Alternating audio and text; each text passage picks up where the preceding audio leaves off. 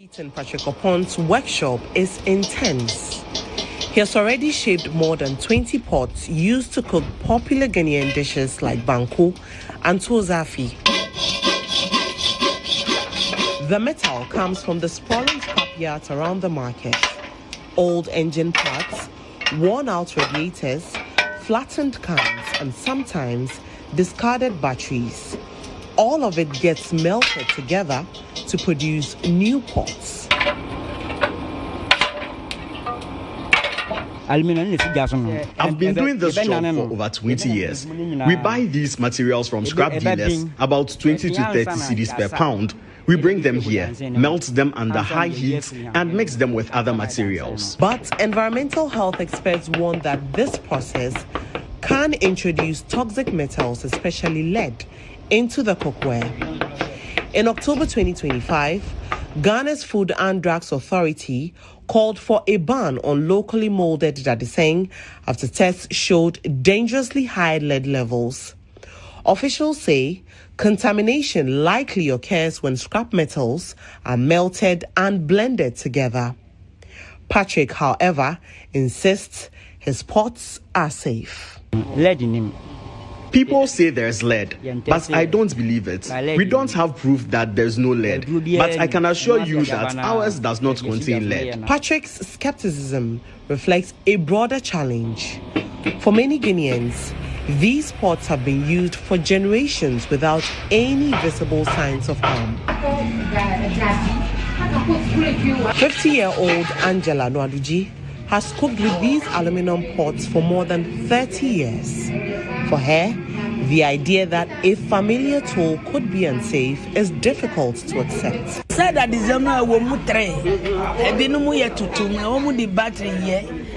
I'm able to distinguish between the good and the bad ones on the market.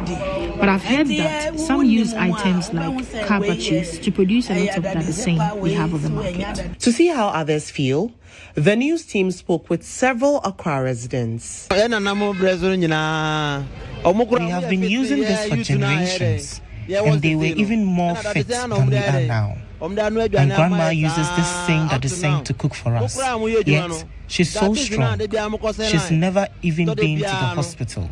So what is the FDA saying? Back then, when someone passes away, they are usually really old. But now, see the younger ones dying. It's all because of these things, so I support the call for a ban. We all eat from this pot. Even the very people who conducted this study use it in their homes. They should stop deceiving us. According to them, everything causes cancer these days. Ignore them. If they are saying a lot of the pot contains lead, what should we use now? To understand how lead can migrate from metal cookware into food and eventually into the human body, we spoke with environmental health specialist, Dr. Esmond Kwanzaa. He works with Pure Earth, a non-profit focused on reducing heavy metal exposure worldwide. When you cook in this cookware for a long time, and it desurfaces or it defaces, where are these remnant of lead going? There's something we call bioaccumulation. So if you keep taking little doses, of lead, you keep ingesting little doses of lead into your system, it accumulates and over the period can impact your health adversely. Dr. Kwanzaa says lead exposure can permanently damage brain development in children and may cause anemia, kidney problems, high blood pressure, and other serious health issues. According to the World Health Organization, lead exposure contributes to over 1.5 million deaths annually and millions of years of disability. Lead contamination in cookware is not unique to Ghana. Similar cases have been documented across West Africa, South Asia, and Latin America. Experts say the problem often stems from informal scrap recycling, inconsistent heating, and lack of manufacturing standards. Here in places like Agbebloshi, scrap metal from old electronics and car parts is melted down and reshaped into cookware like this, a process that unknowingly brings some harmful metals from the dump site straight to your dining tables. But the question now is, who is protecting the consumers, and how can we make these pots safer without destroying the livelihoods of those who make them? Pure Earth says it is now collaborating with government agencies to conduct tracer studies across the Greater Accra and the northern regions. Dr. Esmond Kwanzaa says the goal is to determine how widespread lead exposure from cookware. All right, so the lady who brought this to light, Nadima Umar Uthman, has joined me in studio. Nadima, good morning. Hello, Joshua. But I mean, I know you've been championing this cause for a while. I mean, you've been doing this all the time I've known you. You're very interested in things of this nature, but why are they saying, why are you doing this to us? First of all, I'm not doing this to you. I mean, I use it, and I when we put the promo on our social media platforms, a lot of Ghanaians came at us asking, this is something that we all use. We've known this for joints, absolutely. Banku. I have one in my kitchen, and so when the FDA came out with this report, that was the first thing that came to mind. And so the questions that our viewers are asking on social media or on our social media platforms are very legitimate, because for years we've known this, we all use them. And so why is the FDA now saying that there are high levels of lead in these cooking pots? And so for me, that is actually what piqued my interest, and I decided to go to, that is Agbebloshi, in the report that we just saw, where the local cookware manufacturers, I wanted to see the stages or the production process before it gets to the market. And so lead exposure is not something that we hear all the time. Thanks to works, people, Pure Earth, for instance, the work they're doing, and then the FDA and the Ghana Standards Authority, we are gradually hearing about the impact of lead in our lives. And so this was to sort of educate the public, not just the public, but us as well, because it was an eye-opener. I didn't even know that they had to, these pots are produced from scraps. I didn't know. I actually had no idea. And you see, the issue is in the production process. When they go and pick these scrap metals, they don't sort them out. Everything is melted together. Exactly. And so this is not to scare us from, a lot of people were saying that, we're trying to move away and be more westernized. And so this is something that we've used for years. Why are we now discouraging people from using it? That is not the goal. That is just to educate us. We can't do the same thing over the years. New studies are coming up, and we need to educate our viewers. Absolutely. And we'll come and talk more about that. But let me speak to one of our guests in the studio, Blessing Enyonam Badago. She's project manager for Pure Earth. And you heard Nadima talk about Pure Earth and the work that they're also doing in the space. I know that there's a bit of some tracing projects you are undertaking, even in the Greater Accra and the northern regions. Talk to me about that. All right. So this project is actually funded by OpenFail, a donor organization in the US, now coefficient given. It's a study that is being introduced to, look at the regulatory analysis. That is to see the regulations in place that safeguard or, guide the process of manufacturing, distribution, and then the usage of this cookware, and then eyeliners as well. This project is being done in partnership with the Ghana Standards Authority and then the EPA. Now, another leg of the project is also to look at what happens in the value chain processes. Like Nadima just did, look at what materials are being used, where the lead is coming from, how it gets into the value chain, and what can be done about it. So the project has not been finalized yet, but findings so far, as we have it, is like it has revealed consistent absence of direct standards or regulations that guide the manufacturing process of this cookware. For instance, there are standards in place, generic ones that public health officials or inspectors, implement. But it's basically to see how tidy the environment is. Not necessarily the materials they're using. Not the materials. So one thing we found that is, like we mentioned, they use all sorts of scrap materials, and they are not tested. one argument ongoing right now is we've been using this for over years. Oh, yes. What is new? One thing I particularly have seen or have found out is that one question I asked is, how many cars were in the system in years past? Over the years, we've had more cars as the years goes by. And one of the major sources of this is car batteries, car engines. Once these are added to it, it's able to, have high levels of lead in the resulting materials or products. We have other materials or other products that do not have lead.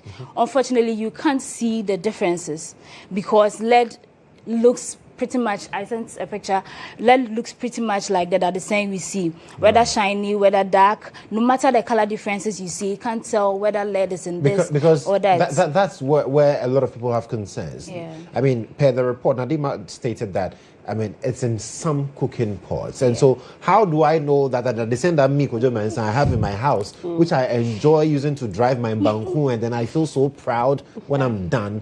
How do I tell the difference between a lead contaminated that they're saying and then a pure that they're saying?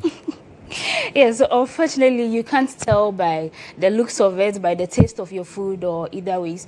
For Pure Earth, what we've done, we have a portable XRF. That's a tool that is able to test for lead in cookwares, and then we've been able to do that segregation. But based on that segregation, you are not even able to tell with your eye or anything, except by testing. So you can do that by going to the lab or sending your cookware to the nearest lab for testing. So you can't really tell by looking at it. I'll carry mine at the same. Where are you going? I'm going to test mine at the same. I think that is the tricky aspect, because I saw the SRF that Pure Earth uses is not readily accessible. And so for the consumer, how do you go on the... That is why I feel that there needs to be standards.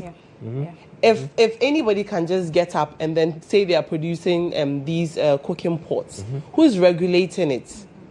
To protect the consumer, there has to be standards. Yeah. Right. You know what? Talking about standards, and then I'm worried some way, but let's get to Zoom now. Let's speak to the Food and Drugs Authority. Roderick Dade-Ajay, who is Deputy Chief Executive Food Division of the FDA, has joined us. Roderick, thank you so much for joining us. And hearing these things, it's an eye-opener for quite a lot of us. But then I'm sure you also heard from the people we sampled on the street. They say, Charlie, for years. If someone said his grandmother has never been to the hospital, she's been using this to cook all these while, so why are we making noise now? Well, okay. Thank you very much for...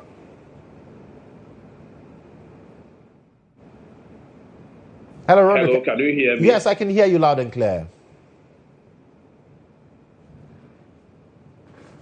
All right, good morning to you and your listeners. I hope you can hear me. Yes, I can, Roderick. All right, okay. So we are happy to be part of this conversation this morning. And I think the challenge, is for people maybe to understand that you can't be suffering from problems like what we are seeing with lead. But because, let's say, it's not like electricity. If you were supposed to touch a live wire, what will happen to you? You get electrocuted, you die at once. Probably that is what people recognize as immediate danger. But if you listen to earlier talks that has been given, one of the problems with such a product like lead is that it bioaccumulates. As you take the product, it leaches from the cooking ware into your food, and then you bioaccumulate it. When it gets into you, there are so many things that it can do. And like those who are saying that, well, their grandmother we've used this for a long time, nothing happened to their grandmother, maybe they need to take a look backwards. Sometimes somebody may have a chronic disease. Chronic meaning it is something that is not, it just doesn't seem to go away. It's always there. It's an ailment, Low-level toxic metal exposures pose serious health risks, including neurocognitive disorders, and cardiovascular disease. Cardiovascular, things related with the heart, as well as the neuro, your cognitive, your memory, will suffer a lot of these things. It may not be like an immediate death, but it, sort of worsens. And I'm sure if you look through the ages till now, you would recognize some of the symptoms. It has been concluded that heavy metals like arsenic, lead, cadmium, and copper exposure are risk factors for these cardiovascular and coronary, that is the heart disease, including stroke. I think you can tell straight away. I mean, the incidence of stroke in our system. I'm not saying that it's due to only lead exposure or heavy metal exposure. There are various risk factors. And so many things happen to us that we could easily think we are not being affected. Lead toxicity impacts not only the heart issues, high blood pressure. Does it bring to mind a lot of things happening in our system now, but also causes permanent brain damage at low concentrations in children, leading to lifelong learning disabilities, and also affecting intellectual deficits and behavioral problems. There's a lot of information that we have about the ill effects. So we could go on and on and on. Right. Estimates place the global toll of lead exposure to like 674,000 premature deaths annually.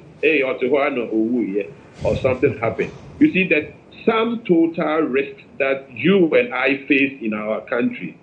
If a poorly built house does not collapse on you, then maybe your bioaccumulation of heavy metals, lead, arsenic, and what have you over time, cadmium, which are all some of the heavy metals that we discovered in the recent work that we did. Right. Hitherto, maybe we were not noticing a lot of these things, but with better knowledge, better scientific equipment, these things have come to the fore. Right. And so, Roderick, what's the end game here? Is the FDA looking at saying a ban on the use of these pots, or we are looking for a pause until we are able to find safer ways of actually producing them?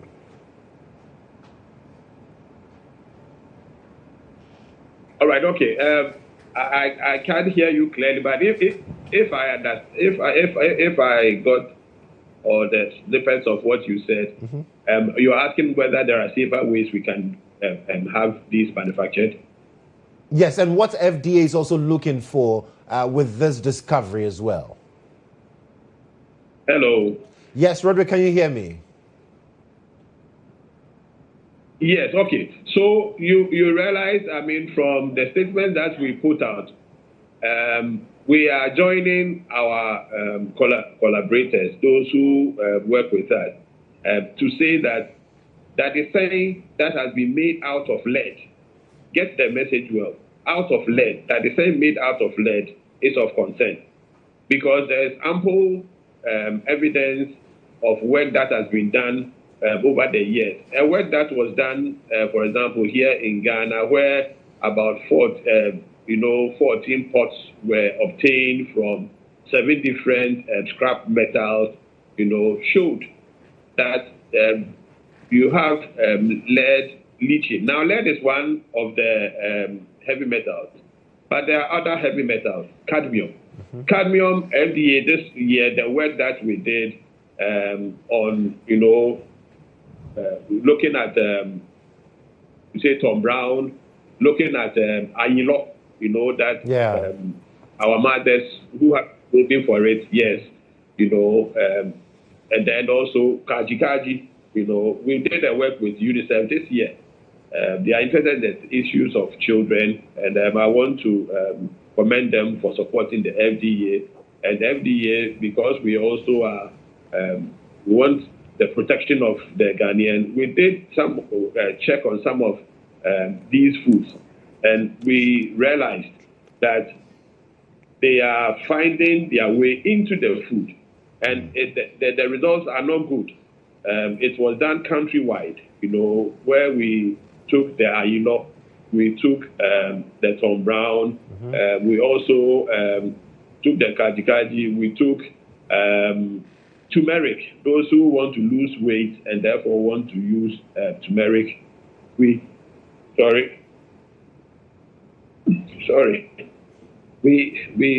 sampled these and then we checked. And the heavy metal presence in these were very troubling. Right. Likewise, also cadmium. Yeah. So being in some of our foods, yes. Now the one that we took. What about the ones we didn't take? Right. And that is why it's of concern. So the action plan that the FDA has taken now is to start an awareness, a sensitization, program for people, manufacturers, to be aware, and also like those who fabricate. Because we watched the video that you said, where somebody was emphasizing that they don't have a problem with their daddy saying. What we are saying is that is saying that you have used lead. It's a suspect to it.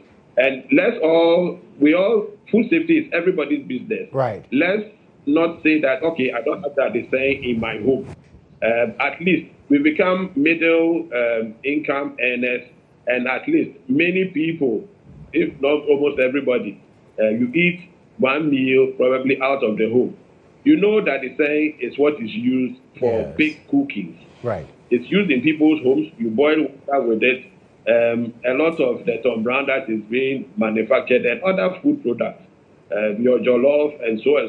Caterers are using these products. So you can imagine we are exposing ourselves if that particular that is saying has been made out of including lead. Right. And you can also imagine difficulty in distinguishing between that the saying that has been made with lead as a component and the one that has not. Okay. And that's why the sensitization that started, so that we talk to fabricators, we talk to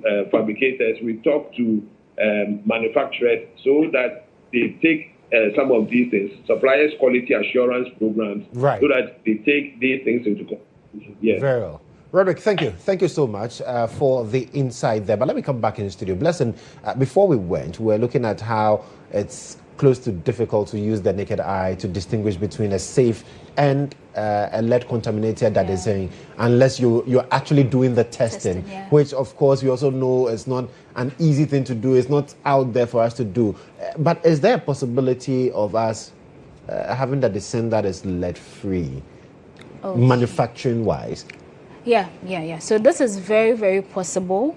Before I come to that, there's an initiative between Pure Earth and then the Ghana Standards Authority now. Since the regulatory analysis revealed that there was no standards, Pure Earth is collaborating with Ghana Standards Authority to be able to develop standards. To be able to regulate the manufacturing of this cookware.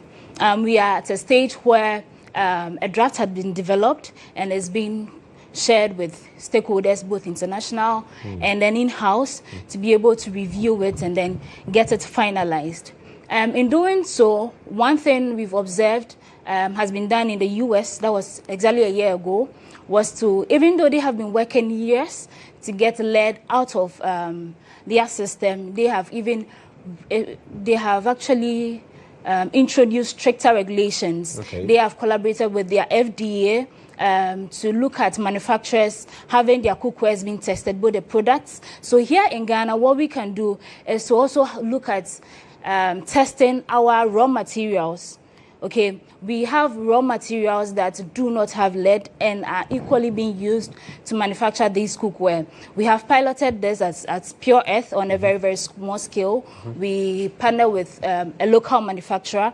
One thing we did was to make our tool available. We tested the raw materials before he used in the production. But how practical is that? Because I'm looking at the fabricator in Agbegbeshi when Adima visited. That man would not have, access to testing the material because he's in a hurry, else the next person is getting those materials. So on the broader scale, is it really practicable?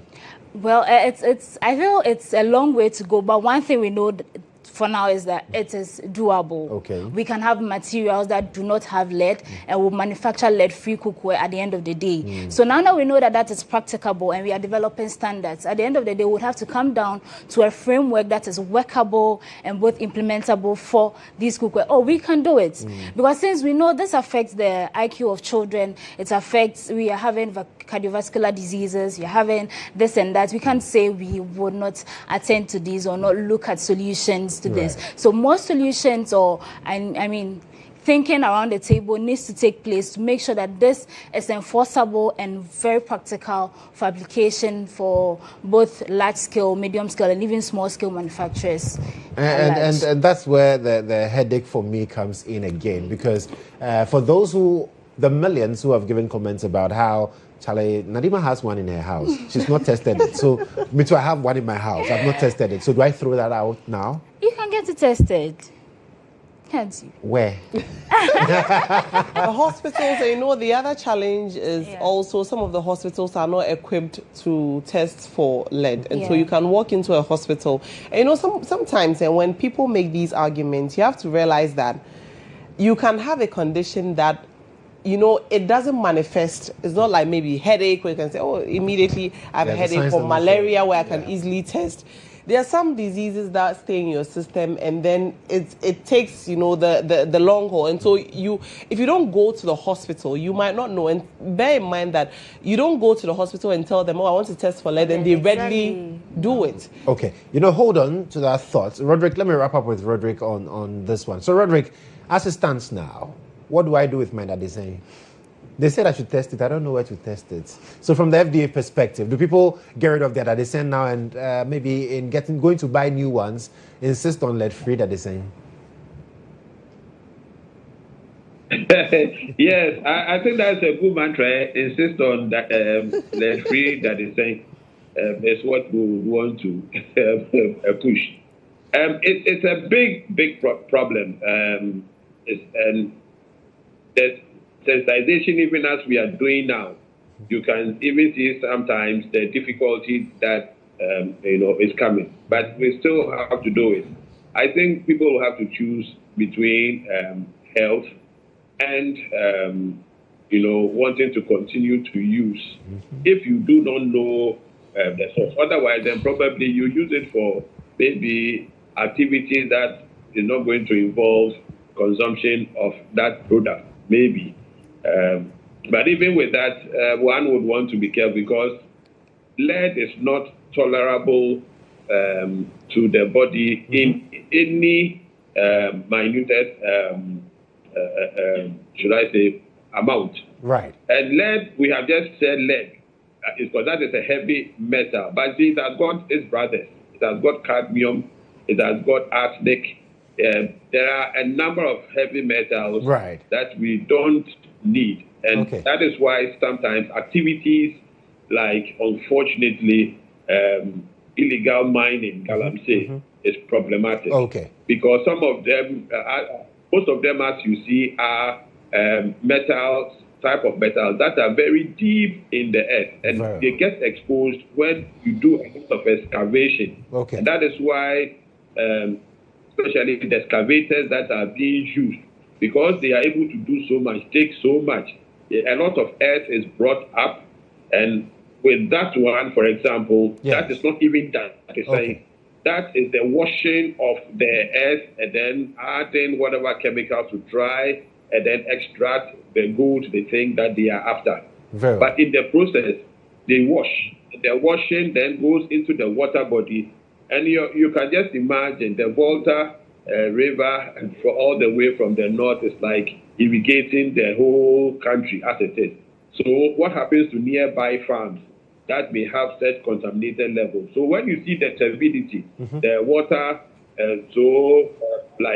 muddy and milky, that may not even be your main problem. It is whatever has been washed and is within, the danger within. And that's where the problem lies. To irrigate our farms. And that's how sometimes, even if you're not using that design, which has not been made of lead, then in terms of manufacturing, you are covered there. However, if the raw material, which is, for example, the maize that you are going to use, if the turmeric that you are going to use, if the ayilo that is not food, which women have a craving for, then you will still find it coming back, because the water that has been used to irrigate our farms, or is in the earth, especially those farms that are very close to the water bodies, will be the ones that will receive it, and then you take your dose of, lead, which then bioaccumulates, and then the various things that we talked about. And so these dynamics, we need to understand them. We need to straighten our lives. Standards is the way to go. This year, when the World Food Safety Day, we were saying that, we should be scientific, apply science. The World Food Safety Day was talking about science. It is time that Ghana starts to think science. It is time that Ghana starts to manage its water bodies properly. Very well. The cooking where it's a good initiative. Roderick, I'm sure. I'm sure, Roderick. The fabricators. Hello, Roderick. And we could go on and on and on. But we will not throw up our hands. We will work together. Absolutely. And we support what Pure Earth is doing. Okay. Roderick, thank you so much. Thank you so much. But let me come back to you, Blessing. So, so if I'm not sure about whether my medicine is lead free, let me put it on the side if I can't get it tested. But what alternatives are there, really? The alternative is expensive. Actually, stainless steel is the best way to go.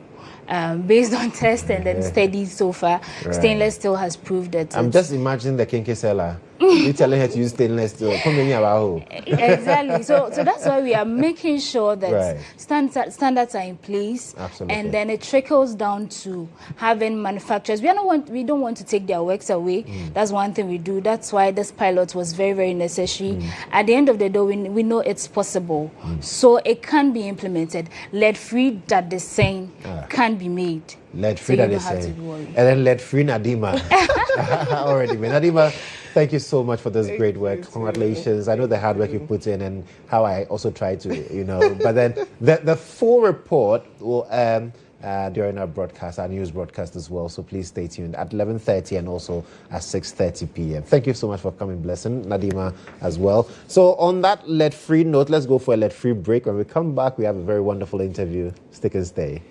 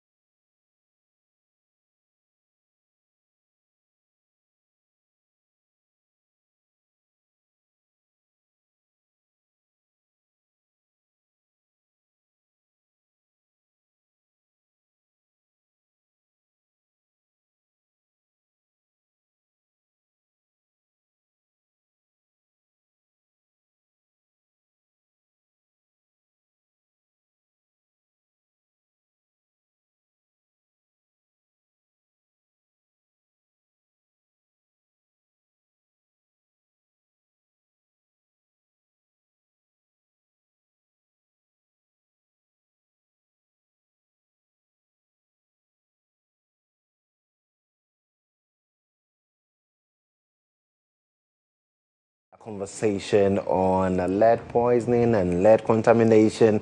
It's time to talk QNet. And for those of you who do not know much about QNet, the big question I'll ask you is, where have you been?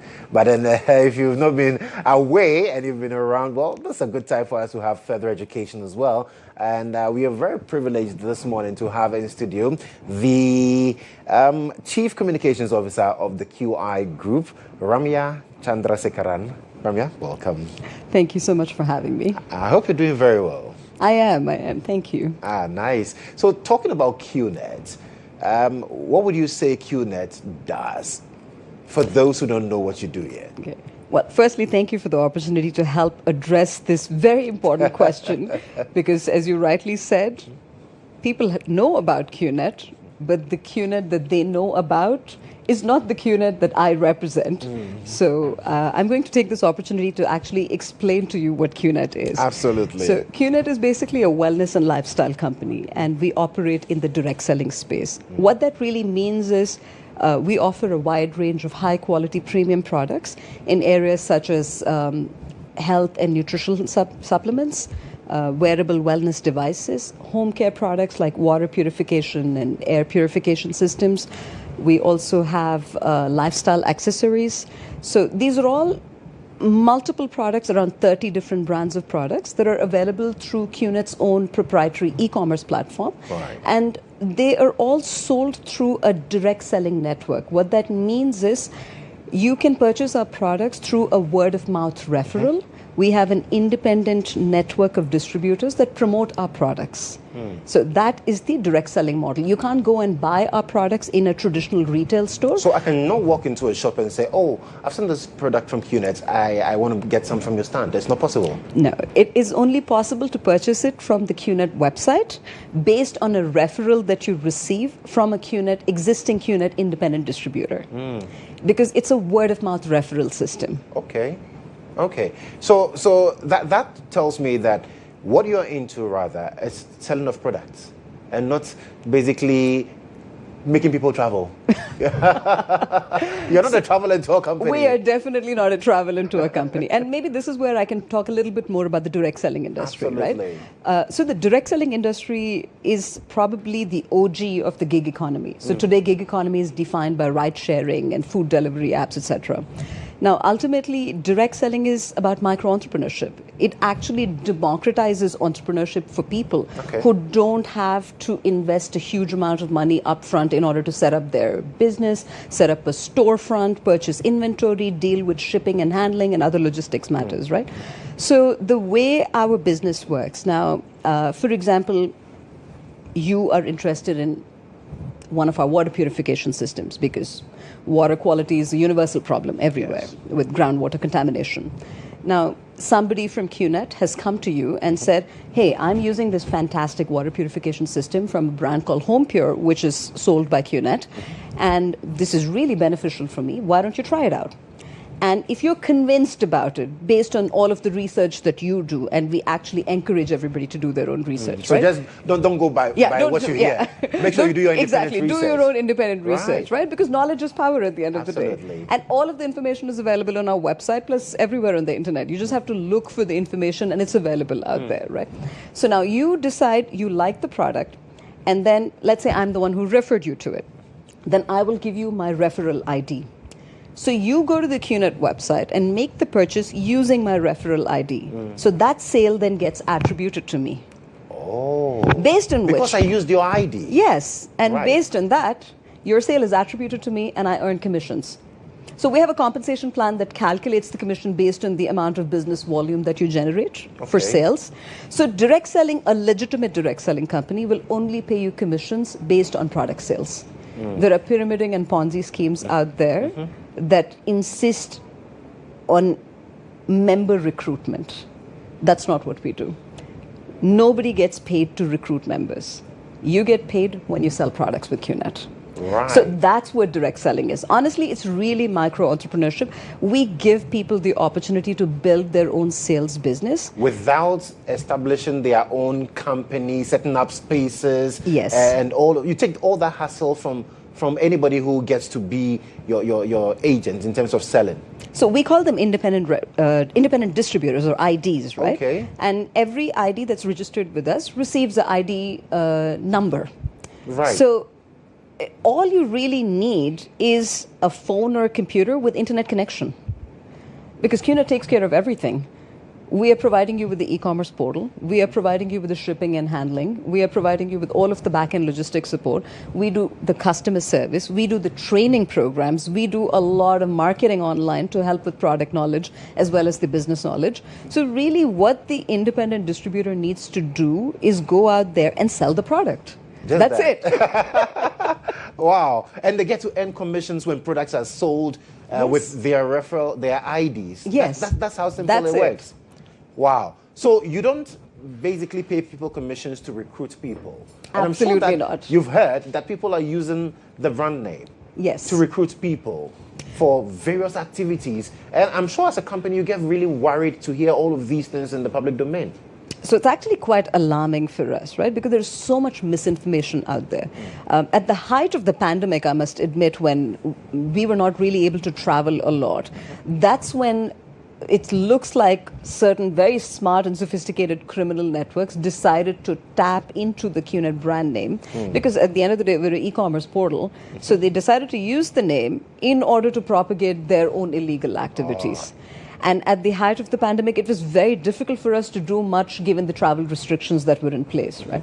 And by the time restrictions were lifted and we were able to travel into the country, the damage had already been done. And unfortunately, that seems to be the defining narrative today, because all these criminal networks who have nothing to do with us are claiming QNet is offering jobs in Spain and Canada and everywhere else in the world. They're claiming to process visa applications. They're even claiming, so QNet is part of a larger company called the QI Group that I represent as its chief communications officer, and we have a university that's based in Malaysia. So we're even hearing about QIU, which is our university, having campuses in Ghana. So I take this opportunity to warn the public, our university does not have campuses in Ghana. So there are all kinds of fraudulent and misinformation-based activities that are out there, being misused by criminals who have nothing to do with us. And I like the fact that recently, we're told that, yes, you have a collaboration with GHOne, clamping down on persons who are misusing the brand name for these nefarious activities. How is that going? Actually, that's something we're very, very proud of, because we've been trying to engage with various law enforcement and security agencies for quite some time. And we're really glad that GHOne decided to take a leap of faith with us, because it's very hard to try and convince somebody that's out there trying to prosecute what is known as the QNet scam, right? So we're really glad that GHOne decided to take a leap of faith with us. And it's actually proving very beneficial, because as a result of this partnership, we're able to join hands to go out there, and we've done road shows. So we planned this entire nationwide 9-city tour where a representative of QNet goes along with the representative of GHOne, and we reach all these small communities, vulnerable communities that seem to be the target of the scammers. And we're doing road shows there, talking to them in their own language. We're meeting with community leaders. We're trying to warn them about how to identify these type of scams. Right. So that's just one part of it. And in addition to that, QNet has also launched a campaign called QNet Against Scams. So at one point, we had billboards all over Ghana in like 10 different cities. We had radio, and we had television, and we had social media. And we've done everything out there. In addition to that, we also share a lot of intelligence that we can get through our WhatsApp compliance hotline. So we launched a compliance hotline, and we encourage the public to report any of these incidents to us through this hotline. Based on the information received, we actually share it with GHOne. And using that, I'm very happy to say that they've conducted 2 successful raids in certain hotspots. And as a result of this joint operation, we were able to rescue over 300 victims. Wow. So, which is fantastic. Absolutely. So, and this is just the beginning. It's less than 6 months since we signed this MOU with GHOne. And we are looking forward to a much more beneficial relationship. Hopefully, in maybe 6 months, 8 months, 10 months, we're really able to find a way to curb all of this misinformation that exists out there and find a way to bust these criminal networks. But how are the people responding to the hotlines that were announced? Are people really reporting these issues? Are people calling to clarify matters? How is it like? We have received thousands of complaints. Wow. Thousands. Not everything is valid. Not everything is verifiable. Because you can't just go on hearsay matters as well, right? You have to be able to look at evidence that they're providing. You can't take information that somebody is giving us based on personal vendetta and personal agendas. So we received thousands of such inquiries in the last, I guess we launched it about a year or 18 months ago, and we've received from all over West Africa, not just in Ghana. Not just Ghana, right? Yeah, and we have a team that looks at all of the information. They do their own verification process, and then based on valid information, we pass it on to the law enforcement authorities in the relevant jurisdictions. Can we put the number out there in terms of the hotline for people who perhaps this might be the first time they're hearing of this conversation and they have issues, they have complaints like that, so they can also... I don't have the number immediately, but it's available on our website. It's available on our website. Okay, we'll get that and put it on the screens as well, because we also want to champion the cause you're championing against scam, because a lot of young people are falling victim to these nefarious activities, and so it's really exciting that we're having the conversation and enlightening them as well. But aside selling products at GHOne, you're also doing some work in terms of social responsibility to the people of Ghana as well. Talk to me about that. So there are two separate things that we've done. So one is directly under GHOne, we've established a financial literacy program called FinGreen, which is completely free of cost. And we've partnered with a local chartered accountancy firm that actually does these workshops for vulnerable youth, vulnerable members of the community that typically are the target of these scammers, right? To help them understand how to manage their money, how to identify legitimate investment opportunities so that they don't take their hard-earned money and put it in the wrong places. So that is one. That's called FinGreen. And since we launched it, we've reached over 1,000 different people through this program. The other is done through our Social Responsibility Foundation. The QI Group has a foundation called the Rhythm Foundation.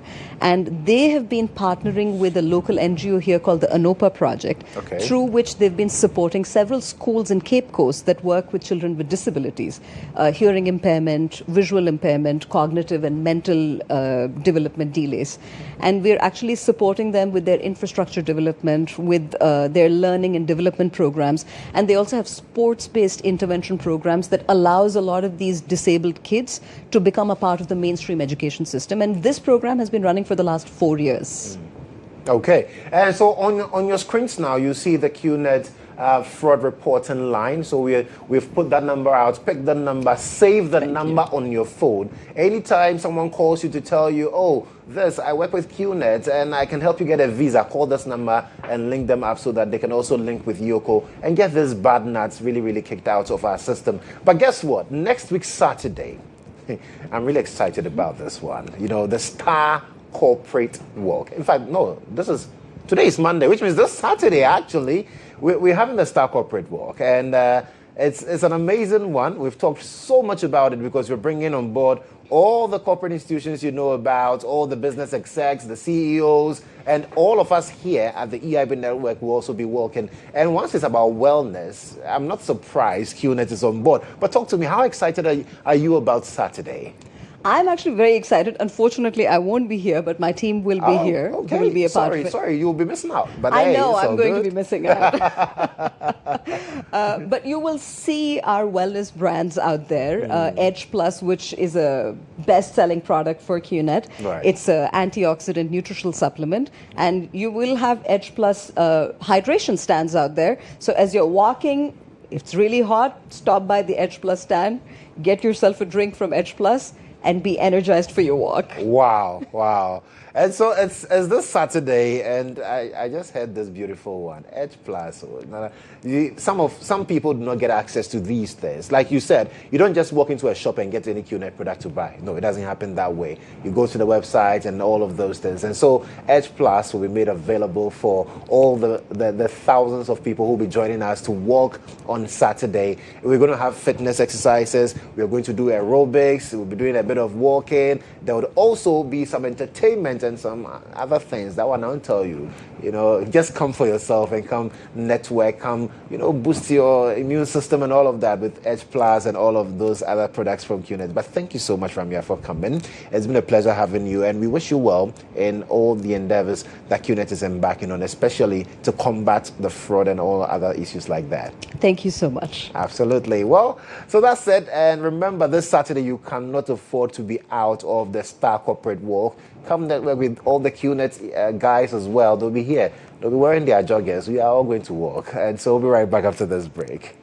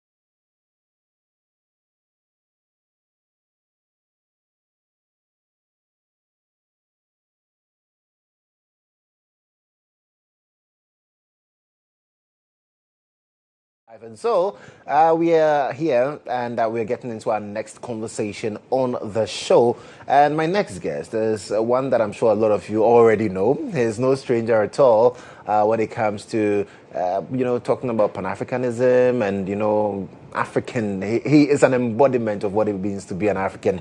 I have Professor Obadele Bakari Kambong, who is Associate Professor, Institute of African Studies, the College of Humanities, and the lead organizer of Decade of Our Reparation. And is here. We are going to have a beautiful conversation. Prof, welcome.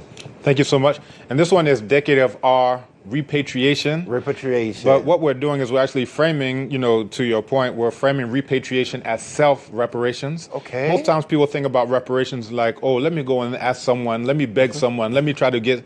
No, this is what we can do for ourselves. So, we have the power. And back in 2016, I got my citizenship under President Mahama. This is on the 28th of December. And he said something that I found profound and sticks with me to today. He says, what I'm doing for you, I deserve no thanks or praise.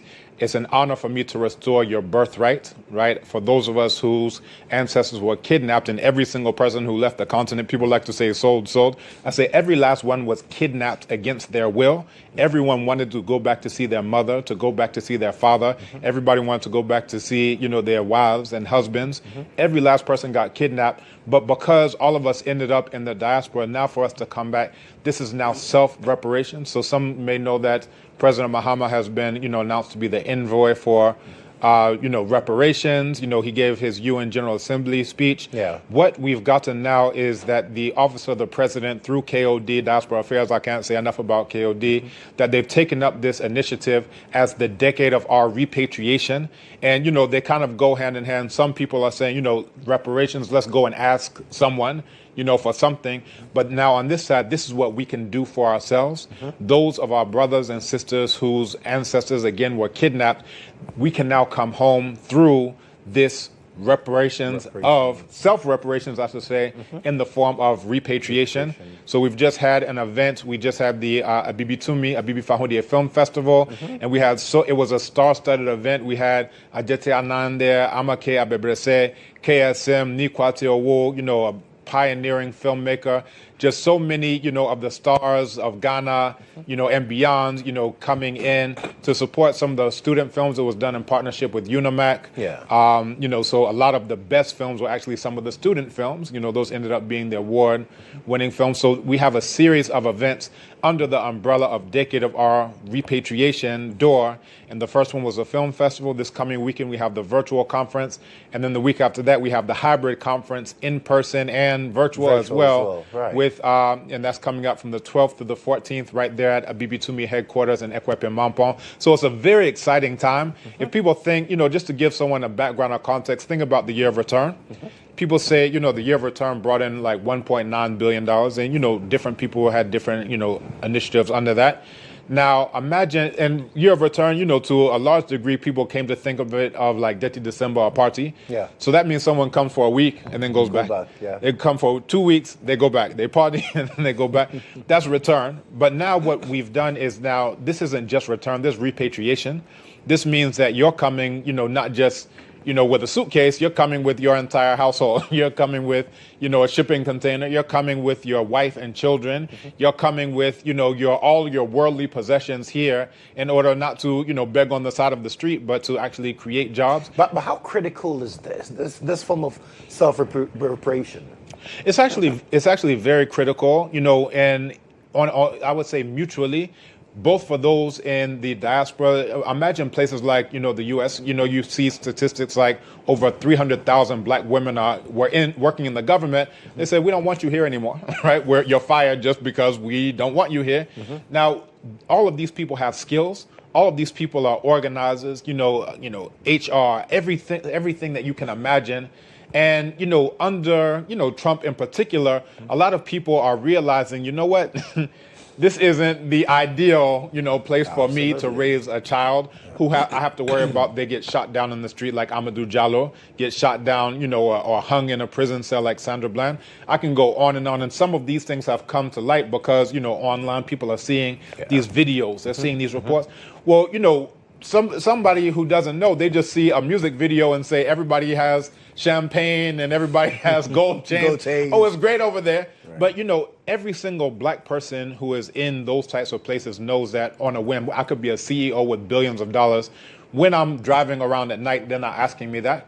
They say, how did you get this car? And then the next thing I know, I may not even, be alive anymore. And, so what we're actually seeing here through the Decade of Our Repatriation, and this is, to your question of how critical is it, that this isn't just running from danger in the form of Trump or anything else. This is running to safety, and there's a difference. Imagine there's a shooter who's out there and I run out into a field. Yeah, I'm running away, but I'm not quite getting away, right? Yeah. As opposed to here is a safe space. Here is a place where, I can feel defended. I can feel at home. And this is a feeling that I have. I have a son who's 12 years old. There was a young child named Tamir Rice. He was playing with a toy gun. The police rolled up on him and they shot him dead. You understand? Once he's dead, there's no protest you can do to bring him back. There's no court order that you can do to bring him back. And my son has a toy gun, and the level of peace that I have to know that I've come to safety. I don't have to worry about Ghana police. Imagine something like this. Ghana police come up and say, you're playing with a toy gun. Like this could never happen, in a place like Ghana. Right. So, there are a lot of initiatives that are coming up. I've mentioned a few. We've also had serious talks, and shout out to Professor Yaro, my provost in the College of Humanities, the biggest college at the premier university, University of Ghana, that he's actually organized, I had this idea of, what we could do? We could call open door dialogue. So Decade of Our Repatriation, the acronym is DOOR, that's intentional, door. So we have these open door dialogues where we're going to bring to the College of Humanities, through the Great Hall, through ISSA, through the CD Conference Center. He convened all of the heads of units, under the College of Humanities. And then again, through the academic board, all of the professors and heads of units, all together to, explain to them this idea. Imagine someone like Stevie Wonder comes here, and we know he's here around, but it's kind of like sequestered, like who's ever heard from Stevie Wonder? Like, why are you even coming? I did convened a panel actually for DW, this German Broadcasting Corporation, and it was my Repatriate to Ghana clients. 500,000 people have seen that video. Right. If you haven't seen it, you can check it out. But these were students from UNIMAC, right? And I know that because 2 weeks after that, one of my PhD students who's a lecturer there asked me, can you come lecture to my students? Lo and behold, these are the same students who are there. Right. Now, my Repatriate to Ghana clients, they're coming here, and the students, they're like, we're trying to get out of here. We're trying to leave Ghana. Like, why are you even coming? We don't even understand. Do you have money? Like, what's going on? Like, why would you even come here? And they didn't have an understanding of why we're coming here in terms of what the actual situation is in the places that we're coming from, but then also the situation that we're coming to. Right. So what we're doing through these open door dialogues is, let's say somebody like a Fuse ODG, someone like a Wodemaya, like any of these people, either from the historic diaspora, Rita Marley, so forth, or from the recent diaspora, they can come and then, they can be given a platform, whether that's in a lecture, an interview like you and I are doing right now. Right. It could be, in the form of a panel, just like you saw there. And now people can actually understand, the Ghanaian students can see, well, these are the opportunities, because, the Chinese, how many China malls are we going to get, right? Quite a lot. But Prof, talk to me about the conferences. Absolutely. The virtual and then the hybrid as well. How do people get to be a part of this? So I want everyone to, right now, if you have a phone, download the app Abibitumi, and I'll spell that out for you for anyone who isn't very good at the tree. Abibitumi translates to Black Power. Abibitumi. Sometimes people ask me, what's your WhatsApp? What's your this? I say, I have my own app. Don't you have your own app? So you can download Abibitumi. You can go to abibitumi.com. All the information is there. IR tickets, information, Eventbrite tickets. And because it's in person and also online, you can download the app. You can log in and you can see all the information there. If you just do a search for Abibitumi Conference, this is our third Blacknificent conference on Black Power there. And, we're always, honored to have people like, Black Rasta has been there, Pura Khan, the rapper. So many luminaries have come through, including government officials, Honorable Ni Kwesi, the former deputy chair to the AU, has come, just so many. And what I can say is that this is going to be an amazing experience. And we also want to, let people know we have sponsors, that we're welcoming on board as we speak right now. Right. We have slots for one single, headline sponsor in each area. So if you're a bank and you're looking to sponsor, and, again, if you look at the year of return as a single year where people are just coming for a week or two, imagine an entire decade of people, and anyone who is repatriating, they're coming under the auspices of the decade of our repatriation. Right. We're actually tracking them. We're helping them through, we have another website, repatriatetogana.com. And over the years, I want people to go to that website and then just check out the testimonials. People who have gotten citizenship, people who have, gotten land, people who've gotten married. We've helped people get married. Oh, wow. And have children. Well, we're not helping them have children. They're doing that on their own. But, because they are repatriating, they've been able to... The platform has been created for them. The platform has been created. Absolutely. And we definitely want people to come to the virtual conference. Go to abibitumi.com on the browser or in the app. The hybrid conference, we have so many luminary speakers. We've been endorsed again by the Office of the President, so KOD is going to be our keynote speaker. He's in charge of diaspora and affairs at the Office of the President. Exactly. Prof. Kobe Mensah from Ghana Tourism. The Minister of Tourism herself, we've got a chance to sit down. She says that she loves this idea. That's Honorable Abla Jifa-Gomashi. So just so many, celebrities are coming, so many government officials. Anyone who we've even spoken to this, most recently Rex Omar, who's head of the Black Star Experience. There's a lot of synchronicity around what we're doing. And, we were just saying, anyone we let them know that this is what we're doing, they're saying, how can I be on board? So University of Ghana coming on board. Absolutely. All these government agencies on board, celebrities, on board. Kafui Day, he was our host just yesterday for the awards ceremony for the film festival. So it's just an exciting time to be in Ghana. It's an exciting time to be a Ghanaian. And for those who are saying, oh, you know what? As soon as I get a plane ticket, I'm flying out of here. just, pause and listen to those who are coming. Absolutely. Get a proper appreciation. Exactly. Okay. And it's all happening at the Babitumi headquarters in Ekapim. Absolutely. In Ekapim Mampong. Ekapim Mampong. Thank you. Prof, thank you so much for coming. Thank you so much for having me. We'll be looking forward to these beautiful conferences. Last thing I'll say is that I'm wearing the Decade of Our Repatriation official cloth commissioned at Bonyure. You'll see this is a door, not of return, but this is the door of our repatriation. Okay. So anyone, you'll see a couple of variations, the Aya Adinkra, the Sankofa Adinkra. This is the brand newest Adinkra that you can see on the block. Decade of Our Repatriation, Kente. Absolutely. So check it out. Thank you so much. Prof, thank you so much for coming. It's the first day of December 2025. Some wonderful people celebrating their birthday, so let's make the day even more special for them this morning. And this one says, happy birthday to Chief Inspector Mirabel Susanna Asante of Ghana Police Services, Agona Swedro Communications Department, and it's from ASP Richard Amor to you. Happy birthday to you. Congratulations to Laura Laye. God has done his good work in you. Higher heights are ahead of you. I love you. And it's from LP to you, Laura. Do have a wonderful, wonderful day. And this one, Melvin. Because happy birthday to you. He's a young boy now. He's growing because Charlie, they go in fancy him, so they see him body big boy. But happy birthday to you, Melvin. Do have a special one today. God bless you richly. A blessed birthday to Emmanuel Koku, a.k.a. Dollison. May the never-ending blessings of God locate you as you navigate the journey of another 365 days around the clock and beyond. And it's from your brother Calvin Powell of GHOne Television to you. Happy birthday, Dollison. Happy 40th birthday to you. Oh, my sweet sister, Cordial Mate. You are such a delight to be around. And I pray that God blesses you with another 40 plus so we can enjoy life with the Lord more and more. I love you. And it's from Nanama to you. Cordial.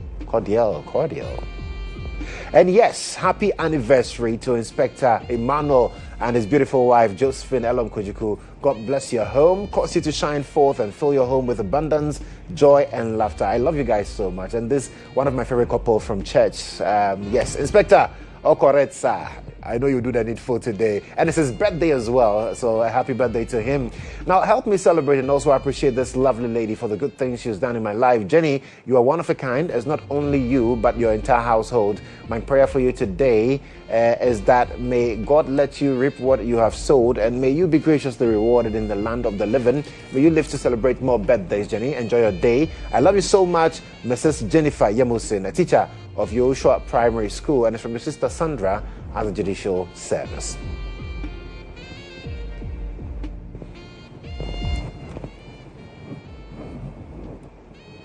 And so for all of you celebrating your birthdays today, happy birthday to you. We love you. Do have a wonderful day. And thank you so much for spending time with us this morning. We're back same time tomorrow, God willing. Do have a wonderful morning.